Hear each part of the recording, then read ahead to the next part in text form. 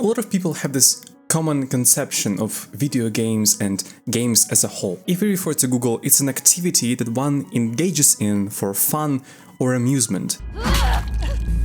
That's probably the same definition many adult-minded people use, such as parents or grandparents, something that is purely childish, something that is meant to represent pure and concentrated fun. The game industry is still very young compared to other forms of media. Sometimes it feels like we don't even know how to make games at all. That's why people still imagine something like this when they hear the word video games. Leave all the troubles behind and just play video games.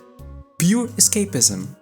Yep, people are very stupid. Art needs to be understood. This is to the perception of video games through how much fun this particular game gives me. And we begin to rate and compare video games based on this very abstract criteria. When I watch different videos or video essays about defense or criticism of TLOW 2, I scroll down to comments and usually see people making a point that this game is just not fun and therefore it's a bad game. The same thing I often see towards other controversial video games such as Death Stranding, Walking Sim, or it's boring. It's a very common label. Even in less controversial spaces in talks about Red Dead Redemption 2, you can often hear the argument that it's not fun to play because it's slow-paced and hoarse.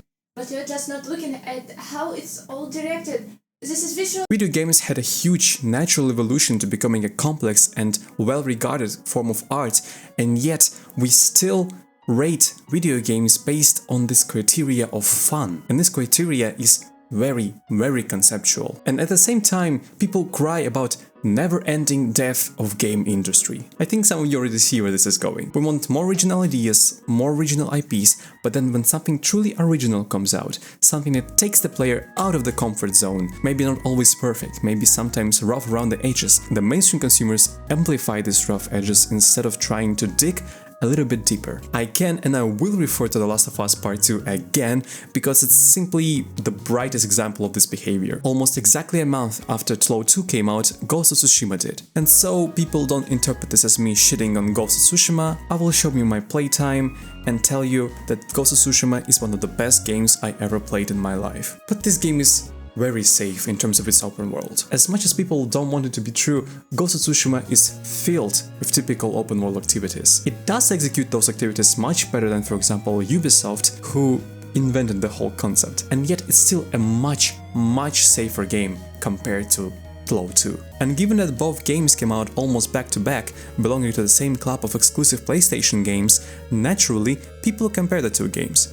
Specifically talking about how inferior TLOW 2 compared to the Ghost of Tsushima didn't help the fact that most influencers and streamers did the same thing. For example, PewDiePie talked about the exact same fun criteria when comparing two games. And no, it's not me saying that people shouldn't have opinions like this. If you think that video games are supposed to be fun and nothing else, then sure, why not? What I'm trying to say is that maybe we should not use this factor alone to compare games. We advocate for greater freedom of developers, and yet we tend to limit video games much harder than those greedy publishers do. And the artists and the designers. Does anyone give them freedom? Video games are just as much art as paintings, as cinema, as books. And to evaluate them from the point of view of fun is extremely unfair. We need to talk about the visual language they use, because it's not just beautiful graphics. It's composition, color, movement, light, the semantic weight of the frame. The Last of Us Part 2 is not just gameplay, it's visual direction on the level of a big movie. Yes, a movie, so what? Why is it necessarily Why is it necessarily bad? Why is a frame where a character stands alone against the backdrop of a ruined city at sunset perceived as dragged out and not as a painting? At first glance, it's just realistic graphics. Dirt, gloom, abandoned buildings, murky streets. But here, realism is an artistic tool. The color palette gradually changes throughout the story, from soft green tones to increasingly grey and cold ones. It's not just grim for the sake of grim. It's the deliberate creation of emotional pressure. Emotional pressure? Emotional pressure. Or take The Stranding. Endless landscapes, minimalism, a feeling of isolation. This is not emptiness. This is artistic statement. Walking simulator? No, it's visual zen. Here, every rock, every cloud carries not only atmosphere but also philosophy. This is a visual manifesto of loneliness and connection. Games are not only about buttons or damage points, it's also about visual meanings that are worth learning to read. So if we want games to be recognized as another form of art, let's start seeing them as art ourselves. And let's listen not only to those who talk about gameplay, but also about those who talk about what they see. I think it's really time to allow games to not be fun. The fact that a game has cutscenes and relies on a movie-style storytelling doesn't make it worse than, for example, a Souls-like that relies more on environmental storytelling. One can argue that games that use this more gamified approach embrace themselves as being video games and don't pander to movies. And that's totally valid point, but it also reinforces my argument that we limit video games. A game that's unfair to you, for example, like Pathologic, which is absolutely cruel to the person who plays it, doesn't mean that it hates the player.